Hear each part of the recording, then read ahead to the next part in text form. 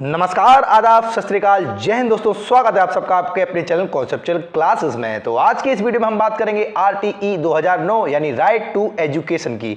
ये video important हो जाती है उन सभी विद्यार्थियों के लिए जो तैयारी कर रहे हैं केवीएस पीआरटी इंटरव्यू की, क्योंकि आप सभी जानते हैं कि इंटरव्यू में आपसे क्वेश्चन पूछा ही जा सकता है कि आप राइट टू एजुकेशन के बारे में कितना जानते हैं। ठीक है, तो आज की इस वीडियो में हम पूरी राइट टू एजुकेशन को कवर करेंगे। तो ये वीडियो बहुत ही इंपॉर्टेंट होने वाली है और आप सभी की विशेष डिमांड पर ही ये वीडियो इस चैनल पर लाई गई है। तो अगर आप चैनल पर नए हैं तो चैनल को सब्सक्राइब करना ना भूलिएगा और आपको ये वीडियो पसंद आती है तो आप कमेंट के माध्यम से अपने सुझाव जरूर दें और उन सभी छात्रों तक इस वीडियो को शेयर जरूर करें जो तैयारी कर रहे हैं केवीएस पीआरटी इंटरव्यू की। तो चलिए बिना किसी देर के हम लोग बढ़ते हैं आगे और देखते हैं कि आज की इस वीडियो में हम क्या खास करने वाले हैं।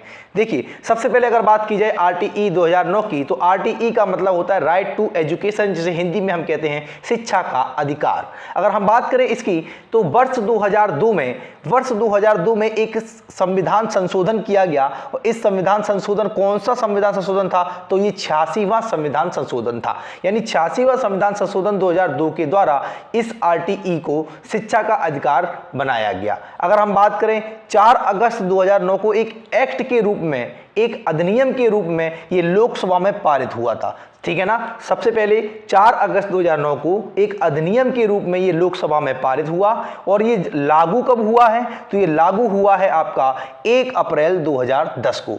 1 अप्रैल 2010, जी हाँ, ये वही डेट है जिस दिन ये लागू हुआ है। आपसे काफी बार एग्जाम में पूछा जाता है कि राइट टू एजुकेशन, जो कि शिक्षा का अधिकार, आर्टिकल 21A, एक याद ये भी रखना है आपको कि जब 86वां संविधान संशोधन 2002 किया गया था तो उस समय आर्टिकल 21A में इसको मूल अधिकार के रूप में रखा गया है। ठीक है ना, आर्टिकल 21A में इसको मूल अधिकार के रूप में रखा गया है। यानी हर एक व्यक्ति का, हर एक छात्र का, हर एक बच्चे का ये मूल अधिकार है कि उसको 6 से 14 वर्ष तक की उम्र में फ्री शिक्षा, फ्री एजुकेशन दी जाए। ठीक है ना, 6 से 14 वर्ष की उम्र में उसको फ्री एजुकेशन दी जाए। ये कौन कहता है? ये right to education RTE act हमसे ये कहता है। लेकिन ये अभी तक सिर्फ संविधान में था ही। ठीक है ना, 2002 में इसको संविधान में इंक्लूड करके ये मूल अधिकार तो हमें बना दिया गया, लेकिन ये मूल अधिकार के रूप में हमें प्रोवाइड कब किया गया, तो ये प्रोवाइड करने के लिए हमसे 4 अगस्त 2009 में सबसे पहले इसको एक अधिनियम के रूप में लोकसभा में पारित किया गया। और लोकसभा में जब ये पारित हो गया तो फिर ये लागू कब हुआ है, तो ये लागू हुआ है 1 अप्रैल 2010 को। आपसे काफी बार ये एग्जाम में पूछा जाता है कि कब लागू हुआ है, तो 1 अप्रैल 2010 को ये लागू हुआ। अगर हम बात करें कि उस समय की प्रधानमंत्री कौन हुआ करते थे, तो उस समय जो प्रधानमंत्री थे जब ये लागू हुआ था तो उस समय प्रधानमंत्री डॉक्टर मनमोहन सिंह थे और राष्ट्रपति जो थी वो हमारी प्रतिभा पाटिल थी। क्लियर है इतनी बात? अगर आपसे पूछा जाए कौन से नंबर के प्रधानमंत्री थे, तो 14वें नंबर के प्रधानमंत्री रहे थे। आइए आगे बढ़ते हैं और देखते हैं कि क्या और हम खास देखने वाले हैं इसमें। देखिए, अब हम आरटीई के मुख्य पॉइंट समझेंगे, क्योंकि अभी हमने सिर्फ समझा इसकी पृष्ठभूमि के बारे में कि ये एक मूल अधिकार बना। कब ये मूल अधिकार के रूप में जोड़ा गया संविधान में, तो 2002 में। देखिए, जब भी कोई चीज संविधान में जोड़ी जाती है तो उसके लिए लाया जाता है संविधान संशोधन। संविधान संशोधन कौन से नंबर का था, तो 86वें संविधान संशोधन। कब लाया गया, 2002 में। इसके तहत हुआ क्या कि ये बन गया एक मूल अधिकार और इसको रखा गया आर्टिकल 21A में। क्लियर है इतनी बात? इसके बाद अगर हम बात करें तो आर्टिकल 21A में जब इसको रख दिया गया, अब इसको लागू, इसको एक्ट के रूप में कब लाया गया, तो 4 अगस्त 2009 को।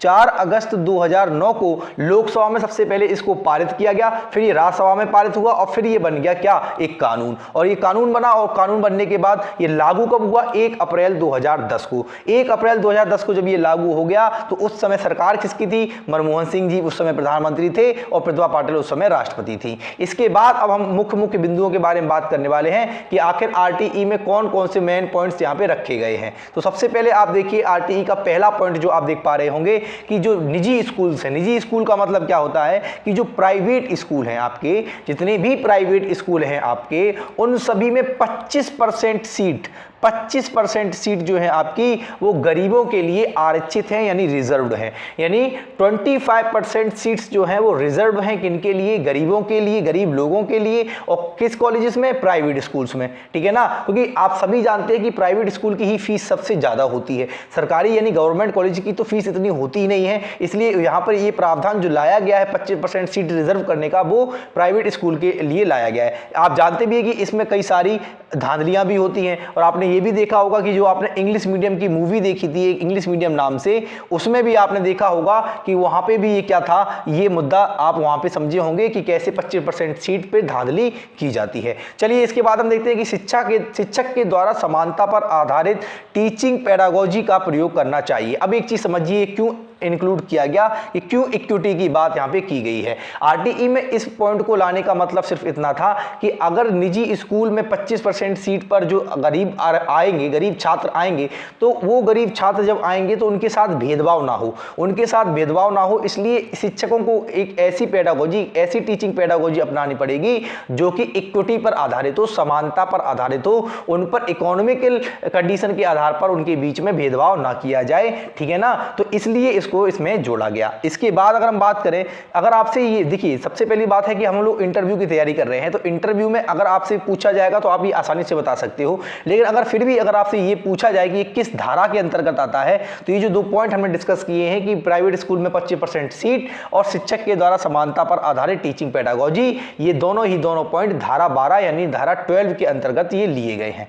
इसके बाद अगर हम बात करें और पॉइंट्स की, तो सबसे पहला जो एक मुख्य पॉइंट इसमें और आता है वो आता है कि एडमिशन के दौरान कैपिटेशन फी और स्क्रीनिंग प्रोसीजर्स जो होगा वो बिल्कुल नहीं होगा, कतई नहीं होगा, हरगिज मना है उसके लिए। अब ये कैपिटेशन फी होती क्या है, ठीक है, कैपिटेशन फी क्या होती है उसको समझिए। देखिए जैसे कि आप सभी जानते हैं कि जो भी विद्यालय जिनका एक नाम है, जो एक रेप्यूटेड विद्यालय होते हैं, रेप्यूटेड स्कूल्स होते हैं, ठीक है, वो क्या करते हैं, एडमिशन के दौरान डोनेशन लेते हैं, डोनेशन की मांग करते हैं, ठीक है ना। डोनेशन क्या होता है कि फीस के अतिरिक्त आप जो भी धनराशि उनको एज एडमिशन के लिए आप देते हैं कि हमारा एडमिशन हो जाए, ठीक है ना, तो उसके लिए उस फीस को हम लोग कैपिटेशन फी कहते हैं। और स्क्रीनिंग प्रोसीजर ये होता है कि आप कोई टेस्ट ले रहे हो, आप उसकी कोई स्क्रीनिंग कर रहे हो। आपने ये भी देखा होगा कि जो बच्चे होते हैं, जैसे 25% सीट पर जो बच्चे भरे जा रहे हैं, उनका भी बच्चे कहते हैं हम टेस्ट लेंगे, टेस्ट के आधार पर भरेंगे, ठीक है, बच्चे फेल हो गए तो वो नहीं भरते हैं। इसका मतलब क्या है कि स्क्रीनिंग प्रोसीजर हो या कैपिटेशन फी हो, इनको आप बिल्कुल नहीं ले सकते हो। अगर ऐसा करते हुए कोई विद्यालय पाया गया, तो उस पर पेनल्टी लगाई जाएगी। ये किसका कहना है, ये आरटीई 2009 का कहना है। अगर आपसे ये पूछा जाए कि ये पॉइंट है किस धारा के अंतर्गत, तो ये धारा 13 जो है इसके अंतर्गत इस पॉइंट की बात की गई है कि एडमिशन के दौरान ना तो आप कोई कैपिटेशन फी चार्ज करोगे, ना ही कोई स्क्रीनिंग प्रोसीजर रखोगे, ठीक है ना। अगर आप ऐसा करते हुए पाए गए तो आप पर पेनल्टी लगाई जाएगी। क्लियर है इतनी बात, ठीक है। आगे हम बात करें, आगे क्या बात होती है, ये देखिए कि आगे बात जो की गई है वो ये की गई है कि किसी भी तरीके से बच्चे का एडमिशन आपको मना नहीं करना है। बच्चा अगर आपके लिए पास एडमिशन के लिए आया है तो आपको एडमिशन देना ही देना है, चाहे वो सेशन के बीच में आए, चाहे वो सेशन के एंड में आए, चाहे सेशन के स्टार्टिंग में आए, ठीक है ना। तो इन सब की बात की गई है। तो यहाँ पे ये कहा गया है कि अगर बच्चे के पास कोई एज प्रूफ नहीं है, कोई एज प्रूफ अगर बच्चे के पास नहीं है, तो आप ये नहीं कहोगे कि नहीं हम उसको एडमिशन नहीं देंगे। नहीं, आपका काम है एडमिशन देना। अगर बच्चे के पास एज प्रूफ नहीं है तो आप इस आधार पर बच्चे को एडमिशन देने से इनकार यानी मना नहीं कर सकते। यही इसमें बात कही गई है, ठीक है ना, कि कोई भी बालक या बालिका हो, उसके पास अगर एज प्रूफ नहीं है तो ऐसी स्थिति में विद्यालय उसे एडमिशन देने से इनकार नहीं करेगा। इसके बाद ये अगर पूछा जाए कि किस धारा के अंतर्गत आता है, तो धारा 14 के अंतर्गत ये बात कही गई है। क्या कही गई है, धारा 14 के अंतर्गत ये बात कही गई कि यदि किसी बालक या बालिका के पास कोई एज प्रूफ नहीं है तो ऐसी स्थिति में विद्यालय उसे एडमिशन देने से मना नहीं करेगा। आई होप आपको यहां तक तो बिल्कुल क्लियर हो चुकी होगी बात। आइए बढ़ते हैं आगे और देखते हैं कि आगे और क्या क्या मेन पॉइंट्स आरटीई के बारे में हमसे पूछे जा सकते हैं। देखिए, बच्चों को किसी भी स्थिति में एडमिशन लेने से रोका नहीं जाएगा। अभी जो हमने बात कही थी कि अगर बच्चा आपके पास एडमिशन लेने आया है तो आप किसी भी स्थिति में उसको एडमिशन से मना नहीं करेंगे, ठीक है ना, भले ही वो एकेडमिक ईयर यानी जो सेशन चल रहा है इस सेशन के आरंभ में आए या सेशन के बीच में आए, ठीक है ना। आप ये नहीं कहोगे कि देखो अब इतना टर्म एग्जाम हो चुका है या इतना कोर्स या इतना सिलेबस हो चुका है, अब बच्चे को एडमिशन देंगे तो बच्चा सक्सीड नहीं कर पाएगा, समझ नहीं पाएगा, कोऑपरेट नहीं कर पाएगा। नहीं, कोई एक्सक्यूज नहीं चलेगा। बच्चा आपके पास आया है तो आपको उस एकेडमिक ईयर के, चाहे वो एंड में, चाहे वो स्टार्टिंग में हो, चाहे वो बीच में आए, आपको बच्चों को एडमिशन से रोकना हरगिज नहीं है, आपको उसको एडमिशन देना ही देना है। क्लियर है इतनी बात। चलिए, अगर आपसे पूछा जाए कि ये पॉइंट किस धारा में है, तो धारा 15 में है। धारा को लेकर इतना आप जोर मत दीजिएगा, क्योंकि आपसे इंटरव्यू में के दौरान आरटीई के बारे में जो कुछ भी पूछा जाएगा वो ये पॉइंट पर ही बेस्ड होगा, धारा पर बेस्ड नहीं होगा कि किस धारा के अंतर्गत आते हैं, ठीक है ना। ये तो एग्जाम में पूछा जाता है कि किस धारा के अंतर्गत आते हैं, लेकिन फिर भी अगर पूछ ले तो क्यों रिस्क लेना है, इसलिए मैंने इसको अगली ही स्लाइड में हर एक पॉइंट की धारा के बारे में आपको बता दिया है, ठीक है ना। आगे बढ़िए। अगर बात की जाए कि बच्चे को हम फेल कर सकते हैं, नहीं। आरटीई 2009 के अंतर्गत ये कहा गया है कि बच्चे को ना तो क्लास में आप फेल किया जा सकता है और ना ही स्कूल से निकाला जा सकता है। मतलब बच्चा चाहे कितना भी उद्यमी हो, कोई भी कितना भी ऊधम करता हो, कितना भी शरारती हो, साथ ही साथ बच्चा कितनी बार भी इस एग्जाम में अच्छा परफॉर्म नहीं कर पा रहा है, तो अगर बिल्कुल भी परफॉर्म नहीं कर पा रहा है तब भी आप उसको फेल नहीं कर सकते हो, ठीक है ना। ना ही आप उसको स्कूल से बाहर निकाल सकते हो, ऐसा कहा गया है आरटीई 2009 के अंतर्गत, ठीक है। तो ये जो अगर पूछा जाए कि ये पॉइंट किस धारा के अंतर्गत आता है, तो धारा नंबर 16 जो है इसके अंतर्गत बात कही गई है कि बच्चे को ना तो आप क्लास में फेल कर सकते हो और ना ही स्कूल से बाहर निकाल सकते हो। आइए बढ़ते हैं आगे और देखते हैं आगे की बात क्या कही गई है, उसको समझिए। ये सबने सुन रखा होगा, सबने पढ़ रखा होगा कि बच्चे को अब बिल्कुल ही शारीरिक दंड, मार कुटाई तो आप बिल्कुल नहीं कर सकते हो, ठीक है ना। उसके गाल लाल नहीं कर सकते हो, उसको बिल्कुल डंडा तो बिल्कुल वर्जित है। अगर आप टीचर की एज अ टीचर क्लास में या स्कूल में आपके हाथ में डंडा या स्टिक दिख ली गई ना, तो ऐसी स्थिति में समझ रहे हो ना कि आपको शारीरिक दंड बिल्कुल बच्चे को नहीं देना है, ना ही बच्चे को प्रताड़ित करना है। क्या करना है? ना ही बच्चे को प्रताड़ित करना है। प्रताड़ित का मतलब हैरेस्ट, किसी भी तरह का कोई ऐसा शब्द नहीं बोलना है। मतलब शारीरिक दंड क्या होता है कि आपने स्टिक से मार दिया, आपने थप्पड़ मार दिए, घूंसे मार दिए, ये दंड होता है शारीरिक। एक होता है मानसिक दंड। मानसिक दंड का मतलब होता है कि आप उसको प्रताड़ित कर रहे हो, हैरेस्ट कर रहे हो, आप ऐसे शब्द बोल रहे हो जिससे बच्चा मानसिक रूप से प्रताड़ित हो रहा है। तो आप ना ही उसको मानसिक रूप से, ना ही आप उसको शारीरिक रूप से कोई भी किसी भी तरह का पनिशमेंट, कोई भी दंड नहीं दे सकते हो। ऐसी बात कही गई है आरटीई 2009 में। और ये अगर पूछा जाए किस धारा के अंतर्गत है, तो धारा 17 के अंतर्गत ये पॉइंट रखा गया है। आगे देखिए, आगे शिक्षक के कर्तव्य के बारे में बताया गया इसी आरटीई 2009 में। और इसमें कर्तव्य की अगर बात करें तो आपको क्या क्या याद रखना है कर्तव्यों के बारे में, वो समझ लीजिए। पहला पॉइंट है पंक्चुअल। तो ये तो मस्ट चीज है कि टीचर जो है वो समय पर आए, समय पर क्लासेस ले और समय पर ही क्या करे, वो विद्यालय से जाए। इसका मतलब क्या है कि वो पंक्चुअल, बिल्कुल पंक्चुअल, टाइम का पंक्चुअल टीचर को होना है। साथ ही साथ करिकुलम को भी वह क्या करे, टाइम पर कंप्लीट कराए। ये नहीं है कि कोई करिकुलम, जो कोई सिलेबस जो उस क्लास का है, आप उसको टाइम पर कंप्लीट ही नहीं करा पा रहे हैं, नहीं। तो करिकुलम को बिल्कुल टाइम पर कंप्लीट कराना है। बच्चों के अभिभावकों के साथ कनेक्शन बनाए रखना। अब ये कनेक्शन का मतलब क्या है, ये समझिए कि बच्चा डे टू डे लाइफ में कितना प्रोग्रेस कर रहा है, उसका स्कूल में परफॉर्मेंस क्या है, किस बेहतर तरीके से वो किस तरीके से चीज़ें समझ पाता है, किस तरीके से चीज़ें नहीं समझ पाता है, ठीक है ना। क्या क्या उसकी डिफिकल्टीज आती हैं, घर में क्या क्या प्रॉब्लम वो फेस कर पा रहा है जिसकी वजह से उसको ये समस्याएं आ रही हैं। तो उन सारी चीज़ों के बारे में, उसकी प्रोग्रेस रिपोर्ट के बारे में, उसकी प्रोग्रेस रिपोर्ट के बारे में, हर एक चीज के बारे में आपको अभिभावकों के साथ क्या करना है, उसकी इंफॉर्मेशन को साझा करना है, जिससे कि वो पेरेंट्स भी अब घर का एनवायरनमेंट इस तरीके से रखें जो बच्चे की डेवलपमेंट को अच्छी तरीके पॉजिटिव वे में ले जाए, ठीक है। ऐसे ही बच्चों को उनकी मानसिक क्षमता, यानी जो उसकी मेंटल एबिलिटी होती है, आप उसी के मुताबिक पढ़ाइए। अब ये आपने साइकोलॉजी में भी पढ़ रखा होगा, सारे वही पॉइंट्स हैं, ठीक है ना। कि आप ये समझिए कि एक बच्चा जो आपका बिल्कुल क्लास 1 में है, अब आप उस क्लास 1 के बच्चों को पढ़ाने लग रहे हो क्या, क्लास 5 का टॉपिक LCM, तो पढ़ाओगे क्या, वो समझ में आएगा उसको? नहीं आएगा। जब बच्चा जिस मेंटल एबिलिटी का है, बच्चा जिस एज में जो उसकी मानसिक क्षमता है, आप उसकी उस मेंटल एबिलिटी, उस मानसिक क्षमता के अनुसार ही पढ़ाइए, ठीक है ना। ये नहीं है कि आप एडवांस लेवल का उसको पढ़ाने लग जा रहे हो, नहीं, कोई मतलब नहीं है, ठीक है। चलिए, तो ये तो ड्यूटीज होंगी किनकी, ये शिक्षक की ड्यूटीज होंगी जो जिनका जिक्र किसमें है, आरटीई 2009 में इनका जिक्र है। इसके बाद अगर हम बात करें किसके बारे में कि ये जो शिक्षक की ड्यूटीज हैं ये रखी किस आर्टिकल, किस धारा में गई हैं, तो धारा 24 में इनको रखा गया है। इंपॉर्टेंट नहीं है लेकिन फिर भी आप एक बार इनको देख के चले जाना, ठीक है। इसके बाद अगर हम बात करें किसी भी शिक्षक को 10 वर्षीय जनगणना, देखिए इस पॉइंट में बात ये कही गई है कि शिक्षक को गैर शैक्षणिक कार्यों में काम नहीं करना है। यानी कि अभी तक आपने देखा था कि शिक्षकों से, चूंकि स्टाफ पहले बहुत कम हुआ करता था, जितना भी गवर्नमेंट स्टाफ था वो बहुत कम हुआ करता था, तो क्या होता था कि शिक्षकों को बहुत सारे काम करने पड़ते थे पढ़ाने के अलावा, ठीक है। तो जब आरटीई 2009 लाया गया तो इसमें शिक्षा की गुणवत्ता की बात की गई थी। शिक्षा की गुणवत्ता, क्वालिटी कैसे बढ़ाई जाए, और क्वालिटी बढ़ाने का मतलब है कि शिक्षकों पर उसमें जोर दिया जाएगा कि शिक्षक किस तरीके से क्वालिटी को बढ़ाते हैं। तो जब शिक्षक को पढ़ाने का समय मिलेगा तभी तो पढ़ा पाएगा ना, तभी क्वालिटी बढ़ेगी। तो उसने क्या कहा कि शिक्षक जो है वो गैर शैक्षणिक कार्यों में कार्य नहीं करेगा, मतलब शिक्षक का काम सिर्फ और सिर्फ अध्यापन का होगा, बाकी कोई गैर शैक्षणिक कार्य वो शिक्षक नहीं करेगा। ठीक है, लेकिन इसमें कहा गया कि हाँ, जैसे आपदा राहत कार्य होते हैं, ठीक है, 10 वर्षीय जो जनगणना कराई जाती है उसके बारे में, पंचायती राज संस्थाओं में जो कुछ काम होते हैं, स्थानीय निकायों में, विधानमंडलों के जो चुनाव आप देखते हो तो उसमें ड्यूटी लगा दी जाती है, विधानसभा में, संसदीय चुनाव में, ये सभी जो चुनाव होते हैं चाहे वो विधानमंडल के हों, विधानसभा के हों, ठीक है, स्थानीय निकायों के चुनाव हों, ठीक है, और जनगणना हो या आपदा राहत कार्य हो, इन सभी में ड्यूटीज लग सकती है। किनकी?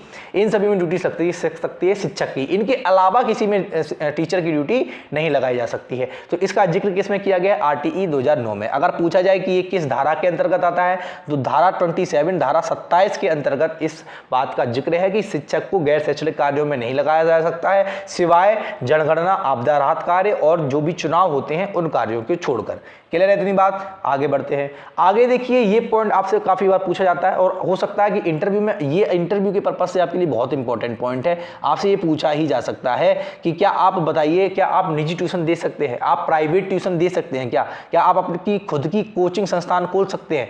नहीं खोल सकते हैं। तो आप कहोगे नहीं खोल सकते हो, तो ये जिक्र कहां पर है, कहां पर इस बात का जिक्र किया गया है? तो इस बात का जिक्र जो किया गया है वो किया गया है आपका किस पे? वो किया गया है आपका आरटीई 2009 में। और आरटीई 2009 में साफ साफ कहा गया है कि कोई भी शिक्षक हो वह खुद का यानी अपना निजी ट्यूशन या निजी शिक्षण गतिविधि में संलग्न नहीं रहेगा। अगर वह सरकारी टीचर है तो वह सिर्फ सरकारी स्कूल में ही पढ़ाएगा, ठीक है ना, और कहीं भी शिक्षण गतिविधि में संलग्न नहीं होगा। ये बात कही गई है। अगर पूछा जाए किस धारा में कही गई है तो धारा 28 में, आरटीई की धारा 28 में इस बात का जिक्र किया गया है कि कोई भी शिक्षक खुद को निजी ट्यूशन या निजी शिक्षण गतिविधि में संलग्न नहीं करेगा। तो कैसी वीडियो आपको लग रही है? आप लोग एक बार कमेंट करके जरूर बताइए कि क्या आपको चीज़ें समझ में आ रही हैं या नहीं आ रही हैं। बिल्कुल मोस्ट इंपॉर्टेंट जो पॉइंट्स आरटीई 2009 के अंतर्गत आए हैं हमने उन्हीं को यहाँ पे रखा है जो आपसे इंटरव्यूअर पूछ सकता है। आगे हम बात करें, आगे जो आप देखिए ये शिक्षक अनुपात, ये आपने पढ़ा ही होगा, आपने जब केवीएस की तैयारी की होगी तब भी पढ़ा होगा, आपने सीटेट की जब तैयारी की होगी तब भी पढ़ा होगा। इसकी अगर हम बात करें कि प्राइमरी स्कूल में अगर टीचर और स्टूडेंट की रेशियो की बात की जाए तो प्राइमरी स्कूल यानी कि प्राथमिक विद्यालयों में शिक्षक और टीचर का जो अनुपात होता है, जो रेशियो होता है, वो होता है 30:1 का। ठीक है, इसका मतलब क्या है कि 30 छात्रों पर एक शिक्षक का होना अनिवार्य है। 30 छात्रों पर एक शिक्षक का होना अनिवार्य है। कहां पर? प्राइमरी विद्यालयों में, प्राइमरी स्कूल्स में। अच्छा, उच्च प्राथमिक विद्यालयों में यानी अपर प्राइमरी स्कूल्स में यही अनुपात बदलकर हो जाता है 35:1, यानी कि वहां पर 35 बच्चों पर एक टीचर का होना अनिवार्य है। ठीक है ना, तो इसमें कंफ्यूज नहीं होना है। प्राइमरी स्कूल की बात की जाती है तो 30 बच्चों पर एक टीचर का होना अनिवार्य है, और अपर प्राइमरी की बात की जाती है तो 35 बच्चों पर एक टीचर का होना अनिवार्य है। ये हो गया शिक्षक रेशियो। अगर यहाँ पर यहीं पर बात करें कि अगर कक्षा 1 से कक्षा 8 तक यदि प्रवेश दिए गए सदस्यों की संख्या 200 से अधिक हो जाए, कितने से अधिक हो जाए? 200 से अधिक हो जाए, यानी छात्रों की संख्या 200 से अधिक हो जाए, तो ऐसी स्थिति में फिर शिक्षक अनुपात जो होगा वो 40 विद्यार्थियों पर एक शिक्षक की नियुक्ति, 40 विद्यार्थियों पर एक शिक्षक की नियुक्ति होगी। कब? जब क्लास 1 से क्लास 8 तक जो बच्चे की संख्या है वो 200 से अधिक हो जाए, 200 प्लस हो जाए। क्लियर है इतनी बात? आगे बढ़ते हैं। आगे कहा गया कि यदि प्राथमिक स्तर पर 150 से अधिक बच्चे हैं, यानी अगर प्राइमरी लेवल की बात की जाए, प्राथमिक स्तर पर बात की जाए, प्राथमिक स्तर पर अगर बच्चे 150 प्लस हो गए हैं तो ऐसी स्थिति में 5 शिक्षक चाहिए। 5 शिक्षक तो आप समझ पा रहे हो कैसे, क्योंकि 30:1 का रेशियो था, ठीक है, और 30:1 का रेशियो था। अगर 150 करना है इसको तो 150 का मतलब है कि ये 5 गुना पर बैठा है, तो जब ये 5 गुना पर बैठा है तो ये भी 5 गुना पर बैठा होगा। रेशियो का सवाल आपने सॉल्व किए होंगे। इसका मतलब क्या है? इसका मतलब ये है कि 150 अगर बच्चे हो जाते हैं तो शिक्षक भी कितने होंगे? 5 होंगे। तो यही लिखा हुआ है कि 150 से प्लस अगर बच्चे हो जाते हैं तो शिक्षक भी कितने हो जाएंगे? आपके 5 शिक्षक हो जाएंगे। लेकिन इसमें एक बात और कही गई है, और वो बात क्या कही गई है कि 150 प्लस में 150 प्लस में 5 शिक्षक तो होंगे ही होंगे, साथ ही साथ एक प्रधानाध्यापक भी होगा, एक प्रधानाध्यापक भी होगा जब आपके बच्चे 150 प्लस हों। शिक्षक के लिए एक सप्ताह में न्यूनतम कितने घंटे कार्य करने का प्रावधान आरटीई के अंतर्गत किया गया है। अब आप समझिए, आरटीई 2009 में साफ साफ ये कहा गया है कि एक शिक्षक जो होगा वो एक सप्ताह में कम से कम 45 घंटे उसको कार्य करना होगा। कम से कम कितने घंटे काम करना होगा? 45 घंटे काम करना होगा। अब आप समझिए, एक सप्ताह में 7 दिन होते हैं, जिसमें संडे की तो आपकी छुट्टी होती है, तो बच्चे कितने दिन? 6 दिन बचे हैं, ठीक है। तो 6 दिन अगर बचे हैं तो 6 गुना 6 करोगे तो 6 गुना 36, 6 गुना 7 करोगे 6 7 42, और 6 गुना 8 करोगे तो हो जाएगा ज़्यादा, यानी कि लगभग 7 घंटे आपको डेली इसका रेशियो बन रहा है अगर 6 दिन के हिसाब से देखोगे, ठीक है ना, क्योंकि संडे की तो छुट्टी होती है, ठीक है। बाकी 7 सप्ताह की बात की तो इसमें संडे भी इंक्लूड किया गया है। आपको केवल 7 दिन के अंदर 7 दिन में 45 घंटे कार्य करना होगा एज अ शिक्षक, एज अ टीचर। क्लियर है इतनी बात? आगे बढ़ते हैं, ठीक है।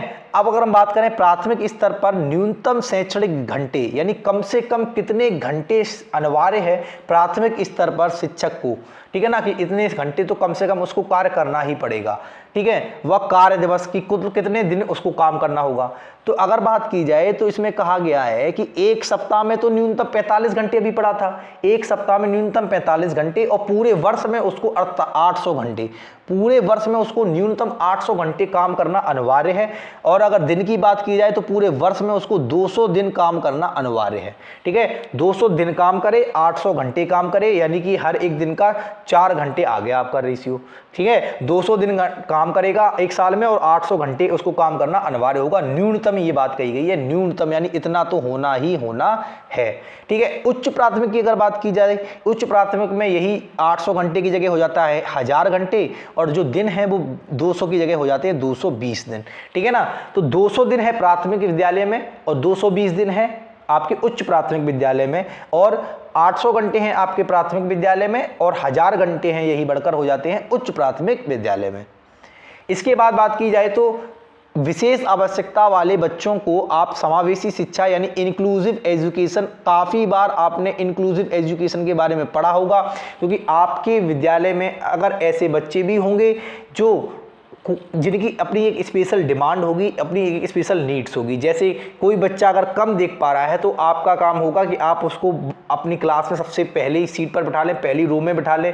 इसके बाद आप बोर्ड पर जब लिख रहे हो तो आप बड़े बड़े अक्षरों में लिखें, बोल्ड लेटर्स में लिखें। उनको जो पुस्तक, उनको जो बुक्स प्रोवाइड कराई जाए वो भी बोल्ड लेटर की पर लिखी हुई होनी चाहिए, बड़े बड़े अक्षरों में लिखी होनी चाहिए, जिससे उनको देखने में कोई समस्या ना रहे। तो ये क्या हो गई, ये एक स्पेशल नीड का बच्चा हो गया। ऐसे ही एक बच्चा जिसको कम सुनाई दे रहा होगा तो आप उसको अपनी क्लास में आगे ही बिठा लेंगे। आपकी जो साउंड पिच जो होगी वो एक इतनी तरीके से कम होनी चाहिए कि हर एक बच्चे को आसानी से वो चीज़ें सुनाई दें, और जो कम सुन पा रहा है उसको भी तक वो बात पहुंचे आसानी से, ठीक है। तो इसका मतलब क्या है कि ये सभी जो विद्यार्थी हैं, चाहे जो कम देख पा रहा है या जो बिल्कुल नहीं देख पा रहा है, या जो व्हील चेयर बाउंड बच्चा है, जो व्हील चेयर से आपकी क्लास में आता है, या कोई जिसको डिसलेक्सिया है, या कोई जिसको डिस्लेक्सिया है, डिस्ग्राफिया है, ये जितने भी बच्चे हैं जिनकी जो अपने आप में डिसेबल्ड बच्चे होते हैं, इन बच्चों के लिए आप इंक्लूसिव एजुकेशन का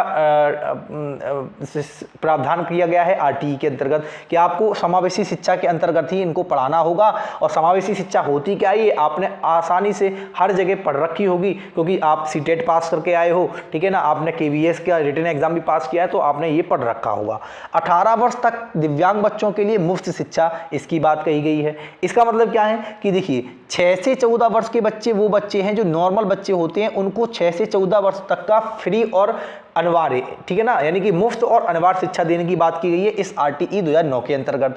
और वहीं 18 वर्ष यानी 6 से 18 वर्ष तक के जो बच्चे हैं, तो 6 से 18 वर्ष तक के जो बच्चे होते हैं उनको रखा गया है, दिव्यांग बच्चों के लिए आपको 18 वर्ष तक का रखा गया है। तो इसका मतलब क्या है कि 14 वर्ष तक के बच्चे वो होते हैं जो आपके नॉर्मल बच्चे होते हैं, और दिव्यांग बच्चे जो होते हैं, दिव्यांग वालों के लिए 18 वर्ष तक का ये प्रावधान है कि उनको फ्री एजुकेशन दी जाएगी।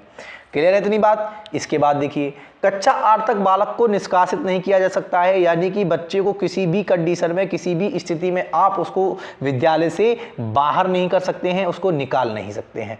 साथ ही साथ कक्षा 8 तक ही बच्चों को उनकी मातृभाषा में यानी मदर टंग में आपको पढ़ाना होगा, ठीक है ना। जो भी मदर टंग उसकी होगी, जो भी मातृभाषा उसकी होगी, आपको उसी में उसको पढ़ाना होगा। आप अपनी नई लैंग्वेज, कोई नई भाषा आप उस पर थोप नहीं सकते हैं, ठीक है ना, क्योंकि बच्चों को अपनी मातृभाषा से ही और अच्छी तरीके से कनेक्ट कर पाता है और बहुत अच्छी तरीके से वो चीज़ों को समझ पाता है। इसलिए आप भी कक्षा 8 तक बच्चों को उनकी मातृभाषा में ही शिक्षा देने का काम करेंगे। आगे अगर हम बात करें कक्षा 1 से कक्षा 5 तक बालकों के घर से विद्यालय की दूरी की बात की जाए कि प्राथमिक स्तर पर जो विद्यालय होंगे वो बच्चों के घरों से 1 किलोमीटर की दूरी पर ही होने चाहिए। ऐसा प्रावधान आरटीई 2009 के अंतर्गत किया गया है कि कोई भी बच्चा ऐसा नहीं होना चाहिए जिसके घर से बालक जो उसका इस विद्यालय है वो 1 किलोमीटर से अधिक की दूरी पर पड़े, ठीक है ना। तो इस तरीके से सरकार को सुविधाएं देनी पड़ेंगी कि वह विद्यालय जो हो वो उनके घर से 1 किलोमीटर की ही दूरी पर उपस्थित हों।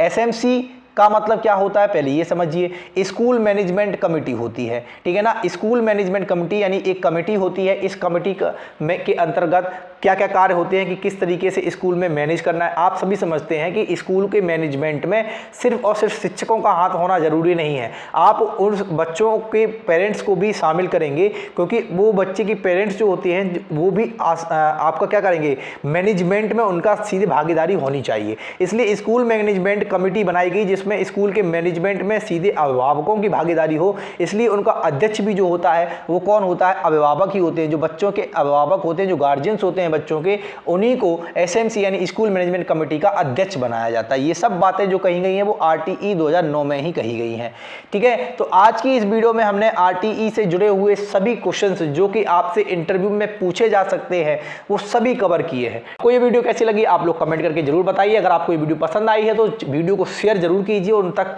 पहुंचाइए जो तैयारी कर रहे हैं केवीएस पीआरटी इंटरव्यू की, ठीक है। तो मिलते हैं अगली वीडियो में एक नए टॉपिक के साथ, तब तक के लिए जय हिंद दोस्तों।